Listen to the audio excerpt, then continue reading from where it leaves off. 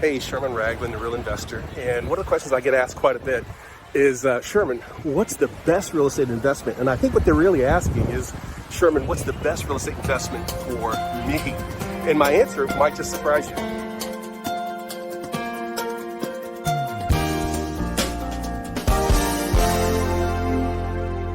So before I get any further, please make sure that you hit subscribe, like, and share.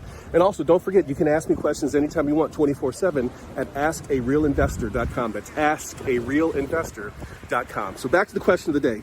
What's the best real estate investment? Well, my answer might surprise you because the answer is there is no one answer.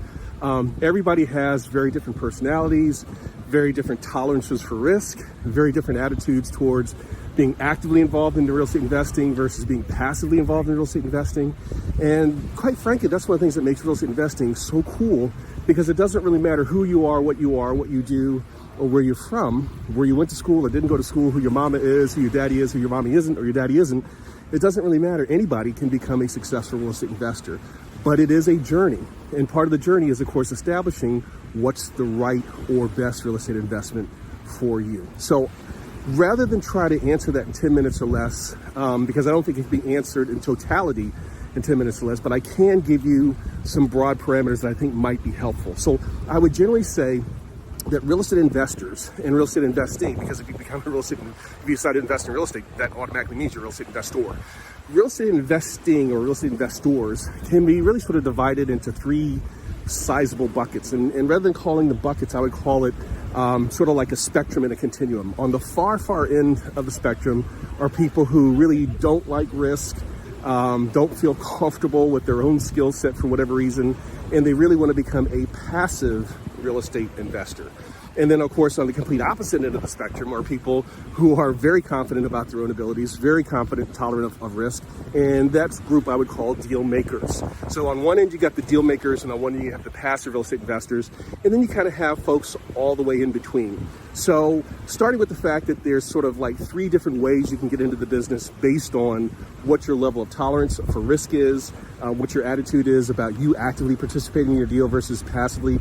I would say the first entry point is to decide, where do you fit on that continuum? Where do you fit on that spectrum?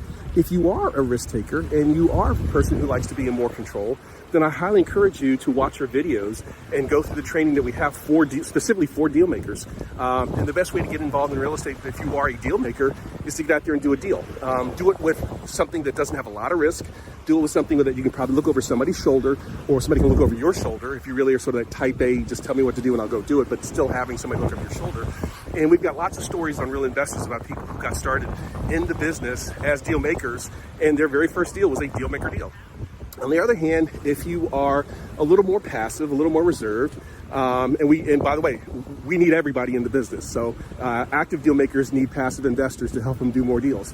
But if you are sort of more passive, you may want to think about something like a real estate investment trust or a REIT, or the sort of new generation of real estate opportunities that's coming along, where you can basically go to a website and buy real estate just off of websites, or websites like fundrise.com. And I've got other videos on that, so I'm not going to go into any detail right now.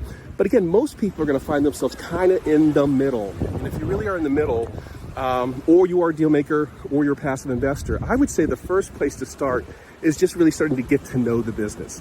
And so I highly, highly, highly recommend that before you put down too much of your own money or too much of your own time, really hanging out with people who really know how to invest and show you the ropes. And of course, doing things like watching these 10-minute real estate episodes. And of course, coming to websites like Real Investors. There's lots of good websites out there, Real Investors, Bigger Pockets, Connected Investors, and others. And really starting to learn and build up on your education before you start writing checks or before you start spending too much time. But understand this, there is a point of no return or a point of downside to that, which is you really do learn this real estate business by doing it. So while you want to spend some time getting some education, while you want to spend some time getting some training, you still also need to understand that you're really going to learn this business and your growth is really going to happen when you actually start doing it. So for the most part, I recommend for most people, start with single family houses, invest in single family houses, and invest in single family houses as a part of some kind of a real estate investment group. Get yourself some training, take moderate to low risk at first. And mainly what you're doing is learning the business by actually doing the business, but doing the business not on your own and making a ton of mistakes, but doing the business where you're partnering up with somebody in some fashion. So I've got other videos on how to be a partner, how to do partnering arrangements. But if you're really, really serious about becoming a real estate investor, my strongest suggestion is do a sort of a self-analysis and figure out where you fit on that spectrum. And we've got some tools to help you at Real Investors and decide, are you a more passive person, or are you more on the other side, more of a deal maker, or are you somewhere in between? And get connected, get hooked up, hang out with people who are actually doing what it is that you want to do and learn this real estate business by actually doing it. So Sherman Ragland, the Real Investor, I hope this was helpful. Again, we've got some other videos that go into greater depth, but to answer the question, where do you get started? What's the best real estate investment? What's the best real estate investment for you? I think you need to just sort of, and I hate saying need because, it sounds so dictatorial, but I would suggest that you think about it being a journey as opposed to a final destination question.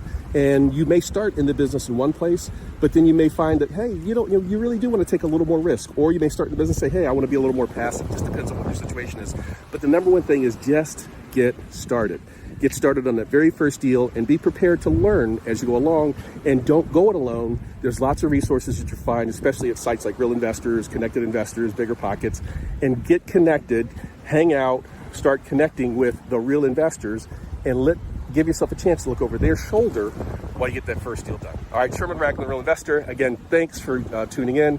Please make sure you hit subscribe, like, and share. And don't forget, you can ask me questions 24/7 at askarealinvestor.com. 10-Minute Real Estate, Sherman Ragland, the Real Investor. Ciao.